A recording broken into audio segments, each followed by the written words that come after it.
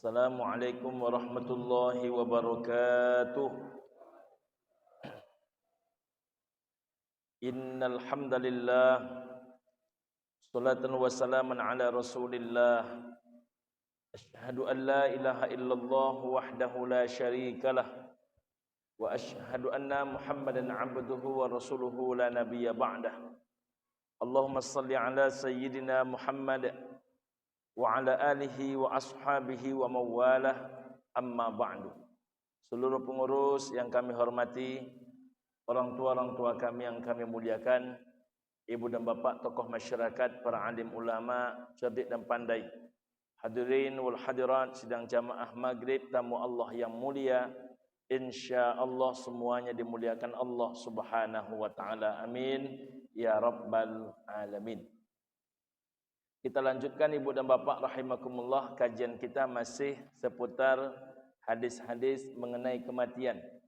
Malam ini kita lanjutkan hadis nomor urut yang ke-14. Bismillahirrahmanirrahim. La tu'jabu bi'amali amilin. Jangan kalian pernah terkagum-kagum, kata Nabi. Terhadap apa? Terhadap amal seseorang, hatta tanzuru bima tuhtamu lahu, sebelum kalian nanti menengok keasliannya di hari kiamat.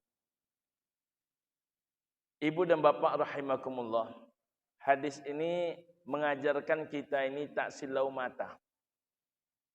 Di tengah masyarakat sering kita mendengar orang menyebut guru saya Pak Ustaz, si anu tu Pak Ustaz, ada kenalan saya Pak Ustaz. Yang biasanya itu ibu dan bapak rahimakumullah, yang kita sebut itu hanyalah amalan-amalan zahir. Amalan-amalan yang terlihat oleh mata. Tapi aslinya dia, itu hanya bisa kita saksikan nanti kapan? Di padang mahsyarnya Allah Subhanahu wa ta'ala. Ibu dan bapak rahimakumullah, saya banyak sekali belajar di dunia politik ini, ibu dan bapak rahimakumullah. Walaupun saya masuk ke dunia politik ini baru beberapa bulan sebetulnya yang serius tuh. Mulai saya belajar itu tahun 2021. Tapi ikut pengajian saja. Mulailah saya ikut berkompetisi itu di awal-awal Januari. Pencoblosan Februari. Pengumuman Maret lebih kurang. Februari atau Maret. Banyak kita menengok ibu dan bapak rahimakumullah. Apa yang tersebut di depan belum tentu sama dengan yang tersebut di belakang. Apa yang kita anggap manis di depan belum tentu dia manis di belakang. Tapi karena sudah masuk ibu dan bapak, tentu kan dayung ini harus dayung terus. Kalau kita mendayung itu tidak sampai-sampai, itu berarti kita ini tak siap dengan kehidupan. Tapi baru satu dunia, selama ini saya berkesimpulan, dunia usaha itu orang akan saling menjatuhkan. Rupanya dahsyat dunia usaha, jauh lebih dahsyat lagi dunia politik ini. Jauh lebih dahsyat lagi dunia politik. Bahkan ibu dan bapak rahimakumullah, kalau di dunia usaha kita bisa menebak lawan, menebak kawan. Tapi rupanya di dunia politik sangat sulit menebaknya. Karena di depan mendukung, rupanya di belakang lawan. Di depan menyebut akan memilih, rupanya di belakang lain pula. Bahkan ada orang walaupun sekolahnya tidak tinggi, dari si A dia menerima, dari si B dia menerima, dari si C dia menerima, sampai dia bingung siapa saja yang sudah memberi kepada dia. Itulah dunia politik. Dunia politik ini membuat orang tidak menjadi aslinya dia. Walaupun tahajudnya tiap malam, mohon maaf ini, tahajudnya tiap malam, salat berjamaah ke masjid, tapi rupanya dari si anu terima, dari si anu terima, dari si anu terima, dari si anu terima. Artinya apa? Sianu dibohongi dia, sianu dibohongi dia, sianu dibohongi dia, sianu dibohongi dia. Kalau manusia yang mohon maaf, kadar kemampuan ilmunya macam itu saja sudah berbohong dalam berpolitik, apalagi lebih dahsyat daripada itu ibu dan bapak rahimakumullah. Sangat sulit menebak manusia di dunia politik.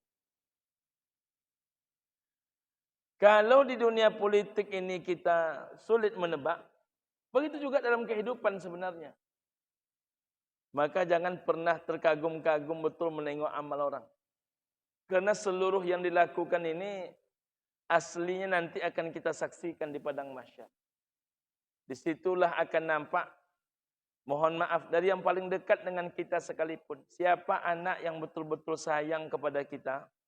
Siapa anak yang hatinya mendua kepada kita? Di padang mahsyar itu dibukakan semua.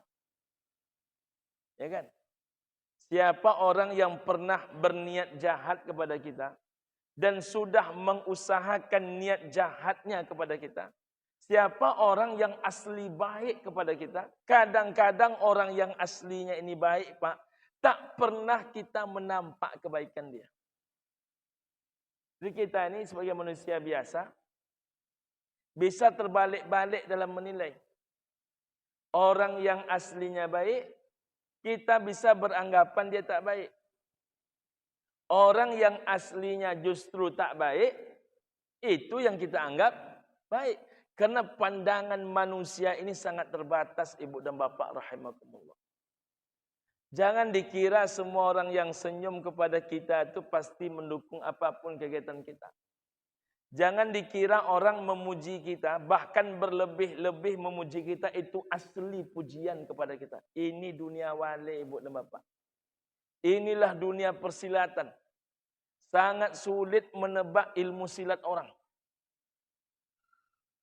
Ada orang berkawan, ibu dan bapak, murni karena Allah. Tapi ada orang berkawan karena ada manfaat. Maka kalau ibu dan bapak nak tahu siapa itu teman, di saat terpuruklah ibu dan bapak bisa menghitung berapa orang teman yang masih berada di samping kita. Maka Nabi mengingatkan kita, ibu dan bapak rahimakumullah, jangan kalian terkagum-kagum menengok amalan orang, hingga amalan yang asli itu akan kalian saksikan, kata Nabi, di padang mahsyar. Kalau ada cinta manusia yang takkan pernah berubah kepada kita, itulah cintanya orang tua kepada anak. Maka kalau dengan orang tua jangan pernah berprasangka buruk. Bagaimanapun tak ada cinta sehebat cintanya orang tua. Tapi kalau orang lain, ibu dan bapak rahimakumullah, bapak dipuji-puji, jangan bapak hanyut dengan pujian. Kalau ada orang yang marah dengan bapak, jangan bapak cepat tersinggung. Karena jangan-jangan orang yang marah kepada bapak itu dia ingin bapak itu lurus dalam kehidupan. Aslinya hati manusia itu hanya dia dengan Allah yang menentukannya. Jadi kalau ada orang menyebut alun takile latakalam takile ikan dia yeh lapullah jaleh puluh jantan betinonyo. Manusia itu tidak bisa menebak hati manusia. Jangankan menebak hati manusia, ibu dan bapak, hati kita saja pun kadang-kadang tidak bisa kita menebaknya. Ada saat-saat tertentu hati kita ini entah apa maksudnya. Tiba-tiba uring-uringan, tiba-tiba tak enak hati, tiba-tiba sensitif, tiba-tiba nak marah. Ada tuh Pak masa-masanya tuh. Ya Pak ya, ada masa-masanya hati kita sendiri pun kita tidak bisa menebaknya. Hati anak-anak kita, apatah lagi. Hati bini kita, apatah lagi. Nah, jadi ibu dan bapak rahimakumullah, amal seseorang itu akan disaksikan di padang mahsyar.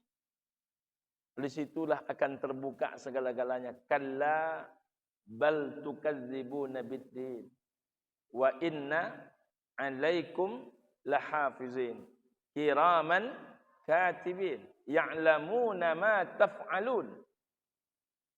Sesekali kalian tak bisa bohong, kata Allah, karena kalian itu diawasi. Ini sama dengan kasus-kasus yang sedang heboh nih, Bu dan Bapak rahimakumullah. Kalau di dunia politik, si A melaporkan si B. Rupanya kadang-kadang si B itu bisa juga terlibat di dalamnya. Dan rupanya yang tukang melaporkan terlibat juga di dalamnya. Nah, dalam dunia ini, Bu dan Bapak rahimakumullah, itu sering terjadi. Biasanya Ibu dan Bapak rahimakumullah, orang yang mengeluarkan kentut itu paling kencang teriaknya. Jadi orang kalau mengeluarkan kentut dia berbaun kentut tuh. Dia yang pertama kali bertanya, siapa lo nantikan tweet kau, kata dia. Biasanya Ibu dan Bapak rahimakumullah, orang akan menutupi aib diri dia dengan cara melemparkan aib itu kepada orang lain. Jangan awak terkagum-kagum, Pak. Dunia ini panggung sandiwara. Dunia ini panggung sandiwara. Ya Bang Kawi. Dunia wale ini Bang Kawi. Dunia panggung sandiwara. Namun ada orang yang baik, Ustaz, masih banyak. Ada orang yang lurus, masih banyak. Tapi tidak bisa kita menebak doa ibu dan bapak. Karena ini semuanya adalah dunia. La'ibun walahwun. Tempatnya bermain, tempatnya bersenda gurau. Itu hadis nomor 14. Hadis nomor 15.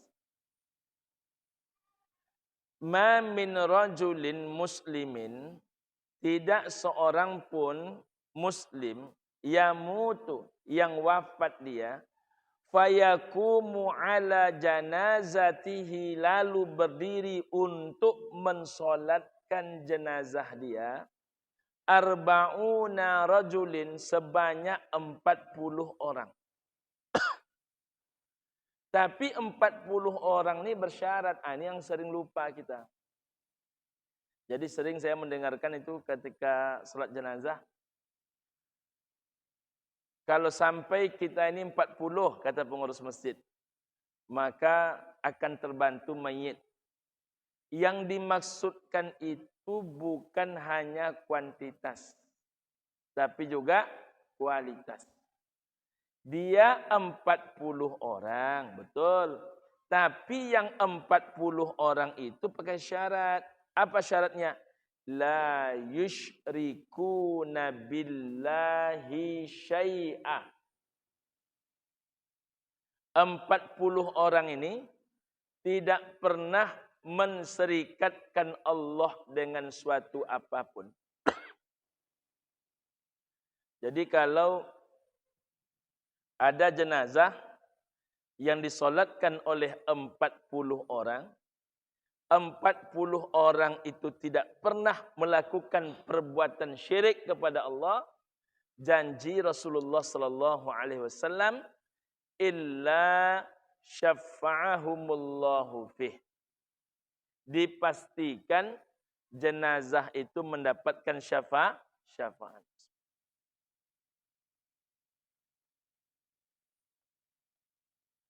Hadis riwayat Abu Dawud.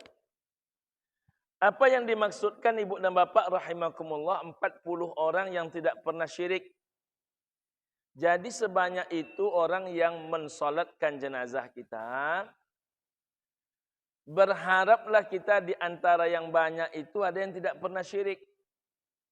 Karena orang syirik ini tidak ada ampunan dosanya. Kecuali dia betul-betul bertaubat kepada Allah Ta'ala. Taubatan nasuha.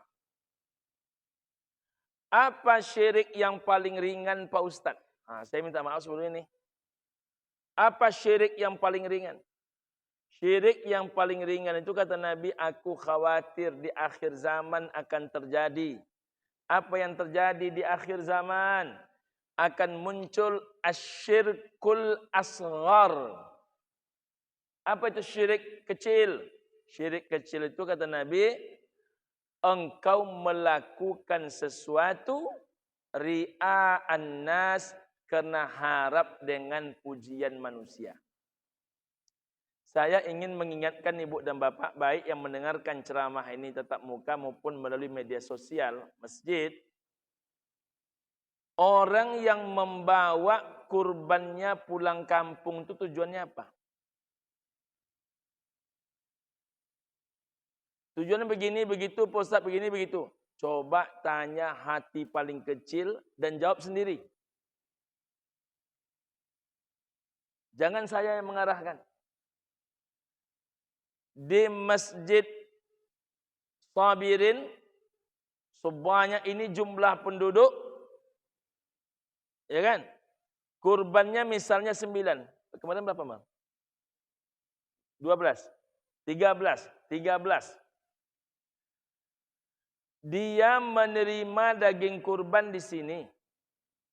Kurban dia dihantarkannya ke kampung. Kalau alasan dia di kampung tuh banyak orang sulit, nggak usah ke kampung. Mohon maaf, di beberapa sudut kota Pekanbaru ini kurban orang hanya 1 ekor.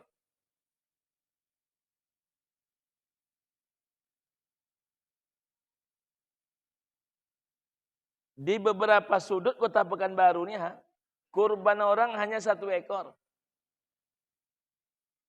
Kalau murni niat dia untuk membantu orang yang sulit,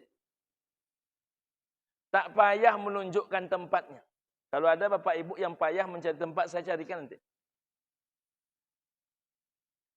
Kalau alasannya orang tak makan, masih ada orang yang payah makan di Pekanbaru nih. Jadi dia bawa pulang ke kampung nih. Rupanya di kampung tuh dapat 16 ekor. Lebih banyak pula kurban dibandingkan di As-Sabirin. Padahal kampung sebelah itu kurbannya 3 ekor. Pertanyaan saya, mau orang yang 16 ini memberikan 2 ekor kepada kampung sebelah? Mau apa tidak? Mau apa tidak? Jadi tujuannya murni tidak kesulitan. Kalau niatnya, ini kalau nih, saya tak menuduh. Kalau niatnya, ayo macam itu awak merantau kok. Mendapat orang kampung di buiknya. Sampai rezeki ke kampung. Kalau itu tujuannya, ini yang ditakutkan oleh Nabi di akhir zaman akan terjadi asyirkul asghar, syirik yang kecil. Tapi syirik butuh dia pujian orang lain. Butuh dia pujian orang lain. Tidak hanya kurban, zakat dia pun ke kampung. Coba cari satu ayat, satu hadis atau pendapat ulama yang mengajarkan berzakat ke kampung halaman yang jauh. Ya Abazar, kata Nabi, hai Abizar, pergi engkau ke Yaman. Untuk ya Rasul, kumpulkan zakat orang-orang kaya di Yaman. Lalu ya Rasul, bagikan zakat yang kau kumpulkan itu di Yaman. Apa maknanya? Jangan sampai zakat yang kau kumpulkan di Yaman kau bawa ke Madinah. Paham maksud Bapak Ibu? Artinya zakatnya orang Yaman dibagikan di mana? Di Yaman. Zakatnya orang Madinah dibagikan di. Jadi saya barusan di WA oleh seorang anak lulus 2 kampus. 1 lulus di Tunisia. 1 lulus di Al-Azhar Mesir. Pak Ustadz katanya, saya ini orang tak mampu. Saya lulus di 2 kampus di Timur Tengah. Saya temui guru saya, doktor, namanya Sianu. Katanya hubungi Ustadz Edi Azhar. Ini rincian dana yang saya butuhkan Ustadz. Tolong bawa saya ke tempat ceramah Ustadz. Ibu dan bapak rahimakumullah. Mengapa sampai anak-anak kita yang keluar negeri itu harus menyampaikan langsung ke masjid-masjid? Karena rupanya salah satu tempat yang paling sedikit terkumpul zakat itu Pekanbaru. Kenapa di Pekanbaru ini sedikit terkumpul zakat? Karena banyak orang membawa zakat keluar Pekanbaru. Itu hari ini Pak Selasa, hari Senin, ya. Kadang per hari berita, saya ceramah ke Al-Insyirah Institut, kampus Al-Insyirah itu Jalan Arifin, Jalan Perindah. Ketemu saya dengan seorang dosen. Masih muda, lanjutkan S3-nya, Dek. Apa kata beliau? Belum ada biayanya, Pak Ustadz. Kalau biaya S1 banyak ada sekarang beasiswanya, Ustadz. Biaya S2 banyak yang buka beasiswanya.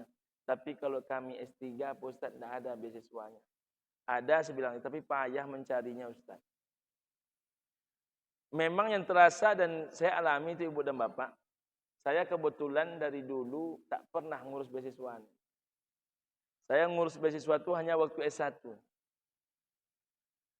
Jadi apa yang saya alami dulu di S1 itu, karena ayah memang betul-betul susah hidupnya. Simpati saya kalau menengok orang-orang yang mau dia mencari beasiswa. Kemana-mana pontang-panting, pontang-panting.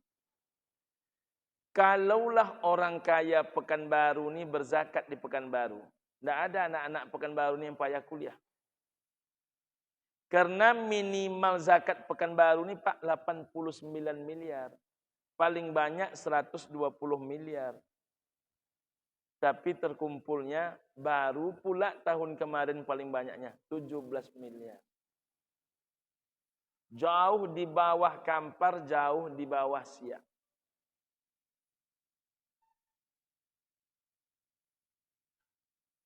Jadi anak-anak kita ini yang semangat belajar ke luar negeri itu, kalau nak kuliah cari sendiri.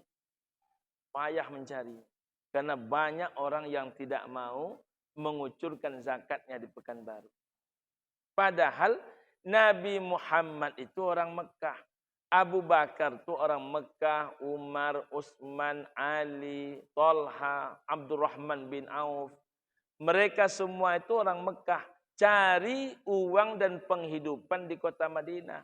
Bayar zakatnya di mana? Di Madinah. Nah, pernah diajarkan oleh Nabi. Lain tempat mencari nafkah, lain tempat membayar. Tidak diajarkan oleh Nabi. Dan kita ini memang diajarkan oleh filosofi hidup. Di ma bumi dipijak, di situ langit dijunjung. Tapi banyak juga orang yang tidak mau membayarkan zakat di Pekanbaru. Nah, jadi PR kita ini banyak, Pak. Kalaulah tujuannya untuk dipuji orang, asyirkul asghar. Saya tak menuduh nih Ibu dan Bapak, itu yang disebut syirik kecil.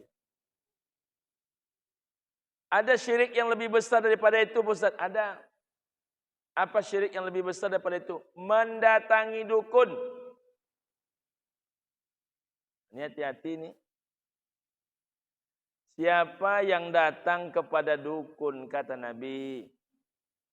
Lalu dia bertanya akan sesuatu. Pak dukun, banyak nampak langau hijau di rumah makan nambo, kata dia. Dan semenjak itu tidak laku rumah makan nambo Pak dukun. Kata Pak dukun, iko masalah air nampaknya kok, katanya. Bantuk-bantuknya banda kok, katanya. Ada ibu pasang keto jurang sebelah rumah. Atau bayanglah apa tu. Iko ndak jauh lobang daripada ketiak tu, kata dia. Iko ndak jauh lenggang daripada ketiak tu, kata dia. Apa kata Nabi? Dia bertanya saja. Belum lagi mempercayainya, Bang. Mempertanyakan saja, Pak dukun, ada begiko. Kata Pak dukun, oh, sampai maksud pertanyaan itu, lam yuqballahu salatu. maka tidak diterima solat yang bersangkutan.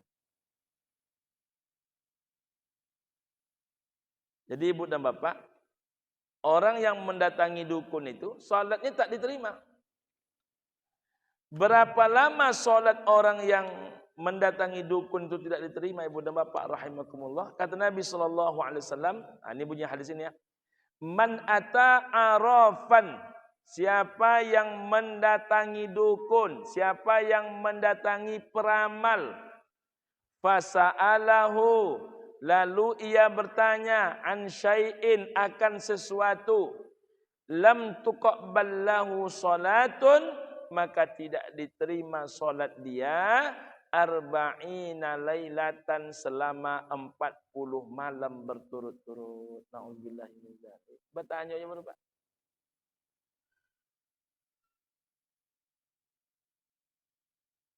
Bagaimana kalau dia percaya? Memang yo Pak Dukun. Nyo kami ada pula bermasalah nih, kata dia. Masalah ajok bate tanah. Masalah parik. Apa kata Nabi? Man atakahinan au arrafan, siapa yang mendatangi, kata Nabi, kepada peramal dan para dukun-dukun, fasaddaqahu bima yaqulu, lalu dia percaya apa yang dicakapkan dukun, faqad kafara, maka sungguh dia telah kafir, bima anzalallahu ala Muhammadin sallallahu alaihi wasallam, terhadap apa yang diturunkan ke atas Nabi Muhammad sallallahu alaihi wasallam, berarti Islam. Jadi ibu dan bapak jangan pernah percaya dukun. Tapi di Indonesia ini manggalih orang badukun. Berpolitik orang badukun.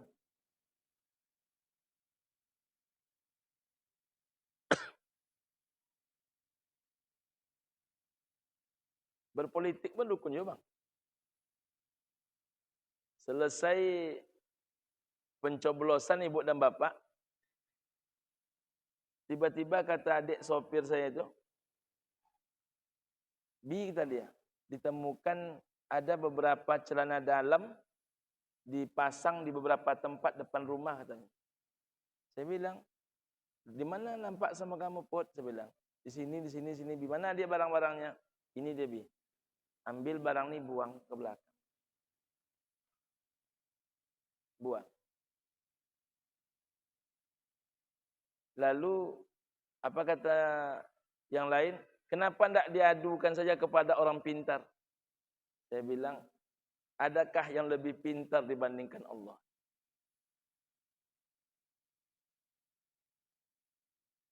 Ada tak yang lebih pintar dibandingkan Allah? Maka buang hal-hal macam itu. Perbanyak berdoa, hasbunallah wa ni'mal wakil, ni'mal maula wa ni'man nasir, wa la hawla wa la quwwata illa billahil aliyyil. Tuh. Ibu dan bapak, dunia usaha pun banyak juga dukun juga.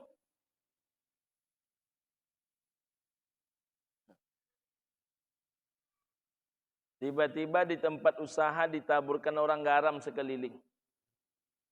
Banyak tuh ngadu macam tuh. Terus diapakan garam tuh? Masukkan garam tuh ke toilet, buang. Minta sama Allah, Allah hilangkan segala, Allah tawarkan segala ilmu-ilmu hitam. Karena pada prinsipnya ibu dan bapak, yang sampai kata Allah sampai dia. Yang tak sampai kata Allah, tak sampai dia. Macam mana pun dekingan dukunnya, tapi sampai kata Allah, sampai dia. Macam mana pun dekingan dukunnya, tidak sampai kata Allah, tidak sampai dia. Maka bismillahilladzi la yadurru ma'asmihi syai'un fil ardi wala fis sama wa huwas sami'ul alim.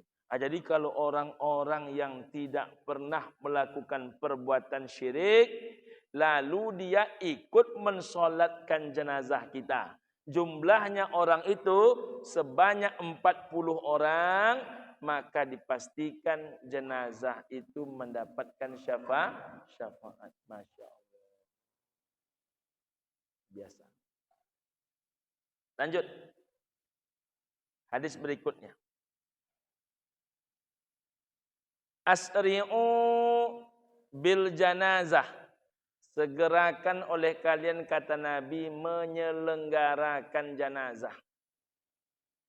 Kenapa Nabi menyuruh kita ni cepat-cepat menyelenggarakan jenazah? Kalau di kampung kadang atau di sebagian Pekanbaru, nak copek-copeknya mengubuan ayahnya tu nampak tak sayangnya. Itu terbalik, itu salah. Jadi kalau seandainya lambat dikuburkan, apalagi menangis meratap-ratap, nampak betul kehilangannya, kata orang. Nah, ini salah ini. Justru sebaliknya. Asri'u bil janazah. Segerakan oleh kalian, kata Nabi, penyelenggaraan jenazah. Apa yang dibuat oleh Nabi dikerjakan oleh para sahabat.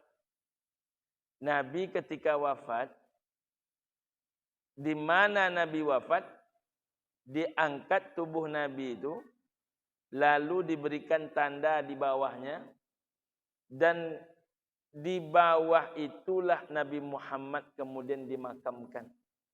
Maka Nabi dimakamkan itu di rumah ataupun di dalam kamar tempat Nabi wafat. Itulah yang kita temukan sekarang, ibu dan bapak rahimakumullah. Lalu wafat Sayyidina Abu Bakar As-Siddiq. Maka saat itu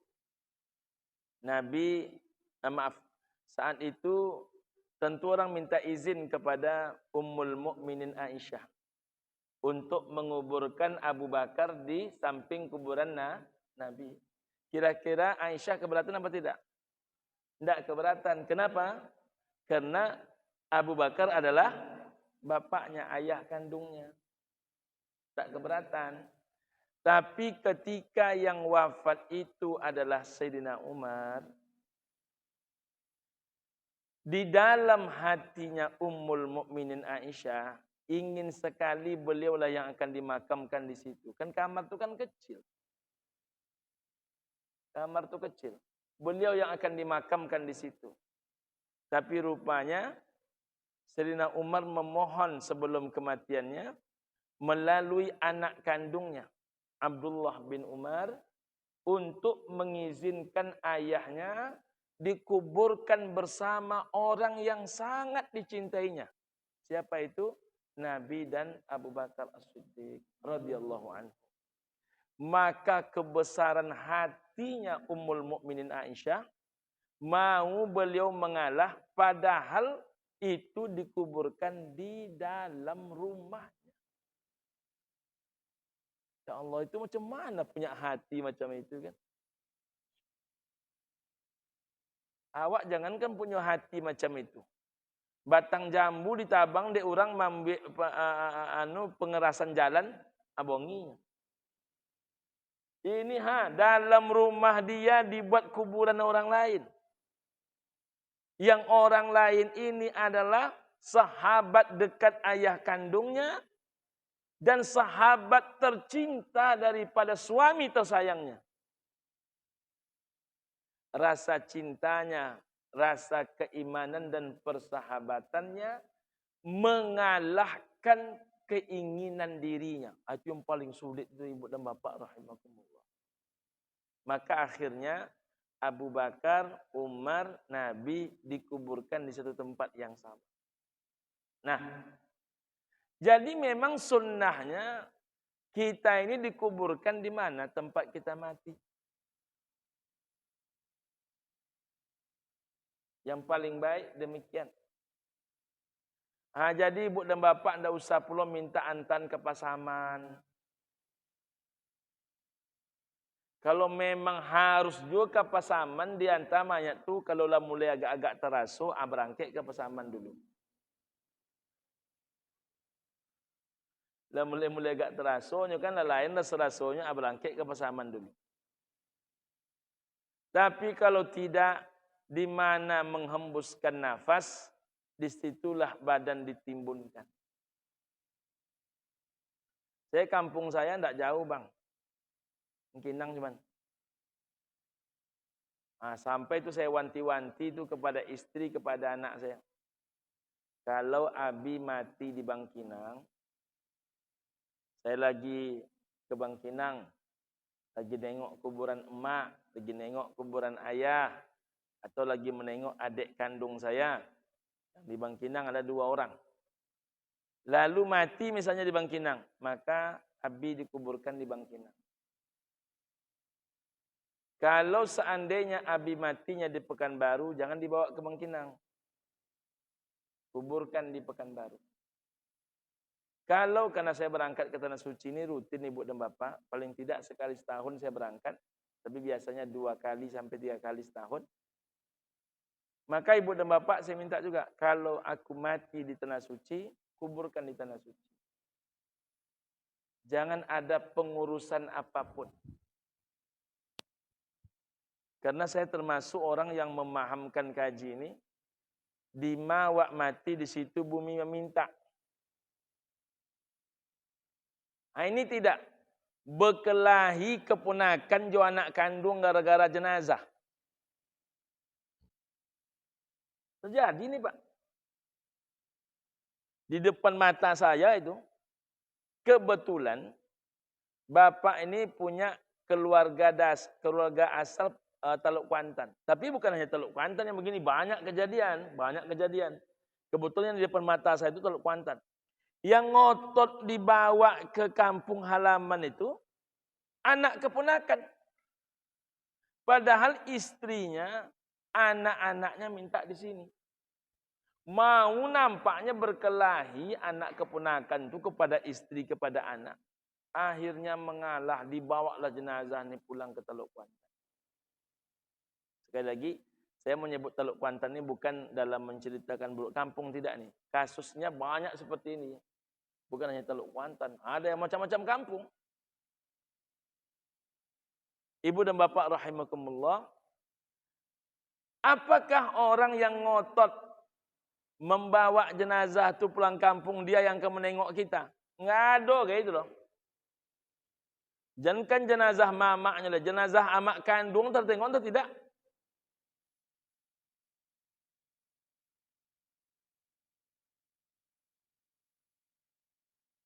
Saya kena rutin ke kuburan emak Bapak Ibu, tahu betul saya nasib kuburan.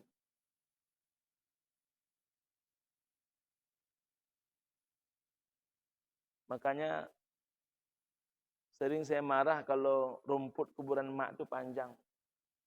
Sengaja saya selain tak suka saya membina kuburan, sengaja juga saya mentes seluruh adik-adik ini mau peduli tak dengan kuburan emak, kuburan ayah. Tak pernah kuburan emak kita itu bersemak.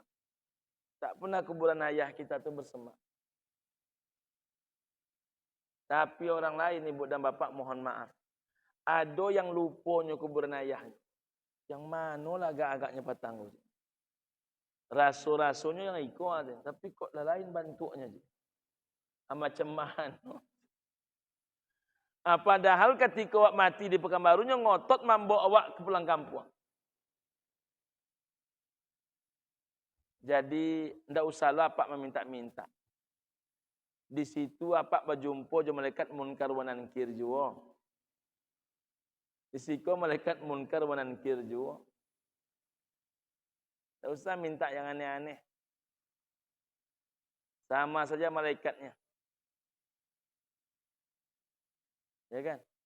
Tak pernah malaikat itu salah datangi. Jadi jangan ditunda-tunda. Fa in taku salihatan fa khairun tuqaddimunaha ilaihi. Bila dia seorang yang soleh kata Nabi, maka kebaikanlah yang kamu hantarkan kepadanya. Jadi kalau ini orang elok, berarti awak mempacopek elok tu kepada inyo. Inyo rindu bertemu Allah, kita percepat.